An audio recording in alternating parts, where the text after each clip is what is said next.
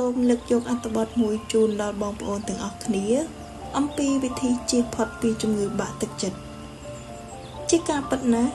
ការបាក់ទឹកចិត្តគឺជារឿងធម្មតាដែលមនុស្សគ្រប់រូបអាចជួបប្រទះបានវាមិនមែនជាសញ្ញាបញ្ជាក់ថាខ្លួនយើងខ្សោយនោះទេប៉ុន្តែវាជាការឆ្លើយតបផ្លូវចិត្តចំពោះបញ្ហាដែលធ្វើឲ្យយើងមានអារម្មណ៍ទុក្ខសោកឬខកចិត្តតែដើម្បីភាពរស់រវើកឡើងវិញយើងអាចអនុវត្តវិធីខាងក្រោមដូចជាទទួលស្គាល់ភាពខុសរបស់ខ្លួនចូលទទួលស្គាល់ថា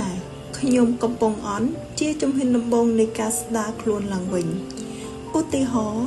ការធ្វើកិច្ចការអ្វីមួយដែលមេផ្នែកប្រគល់ឲ្យយើងធ្វើមិនបានល្អត្រូវគេបន្ទោសសូមចាំថាអ្នកណាក៏ធ្លាប់ខុសចូលពង្រឹងខ្លួនកុំឲ្យមានកំហុសកើតឡើងដដែល 2. ពិចារណាលើអ្វីដែលកើតឡើងអានកំបាំងនៃការកែប្រែចិត្តគឺការពិចារណាលើមូលហេតុអ្វីយើងបាក់ទឹកចិត្តតើមានអ្វីដែលយើងអាចរៀនពីវានោះនៅពេលដែលយើងស្វែងរកកំហុសទាំងនោះឃើញយើងនឹងរកផ្លូវកែប្រែវាបានហើយទោះពេលខ្លះមិនល្អប្រសើរប៉ុន្មានក៏ពិតមែនតែក៏មិនធ្វើឲ្យយើងមានអារម្មណ៍ថាធ្ងន់ដូចយើងមិនបានរកដំណោះស្រាយដែរវិធីស្វែងយល់សរសេរអារម្មណ៍របស់អ្នកនៅក្នុងសៀវភៅកំណត់ហេតុឬនិយាយជាមួយមិត្តភ័ក្តិដែលស្និទ្ធស្នាលនិងអាចចំណាយពេលវេលាជាមួយអ្នក 3. កុំស្ថិតក្នុងស្ថានភាពងងឹតរយៈពេលយូរការស្ថិតក្នុងស្ថានភាពងងឹតរយៈពេលយូរអាចធ្វើឲ្យយើងគិតរឿងអាក្រក់ដែលបានកើតឡើងរួចនោះវានឹងធ្វើឲ្យយើងហត់ចិត្តរឹតតែខ្លាំងសូមយកពេលវេលាខ្លះទៅធ្វើអ្វីដែលយើងស្រឡាញ់ដូចជាការស្ដាប់តន្ត្រីដើរលេង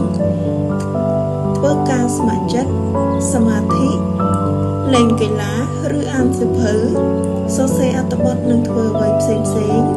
ដែលជួយដល់ការធូរស្រាលផ្លូវអារម្មណ៍របស់យើង 4. ជជែកជាមួយមនុស្សដែលយើងទុកចិត្តចែករំលែកអារម្មណ៍ជាមួយមនុស្សម្នាក់ដែលអាចយល់និងស្ដាប់ឬផ្ដល់ជាយោបល់យ៉ាងច្រើនដែលអាចជួយកាត់បន្ថយការបាក់ទឹកចិត្តយ៉ាងមានប្រសិទ្ធភាពដល់យើងត្រូវអានទស្សនៈ positive ដែលហៅថា mindset និងលើកទឹកចិត្តខ្លួនហើយមើលទៅមុខថាការបាក់ទឹកចិត្តពេលនេះវាគ្រាន់តែជាខ្យល់មិនមែនជាព្យុះជីវិតរបស់យើងឡើយអ្វីនឹងផ្លាស់ប្ដូរប្រសិនបើយើងមិនបោះបង់ជាចុងក្រោយសូមចាំថាការបាក់ទឹកចិត្តមិនមែនជាចំណុចចុងក្រោយនៃជីវិតទេតែវាជាផ្នែកមួយនៃដំណើរនៃការលូតលាស់ខ្លួនរបស់យើងចាសសូមអរគុណអត្ថបទនេះសូមចប់ត្រឹមនេះសូមអរគុណការស្ដាប់និងចំណាយពេលវេលាយ៉ាងច្រើនរបស់បងប្អូនទាំងអស់គ្នាសូមអរគុណ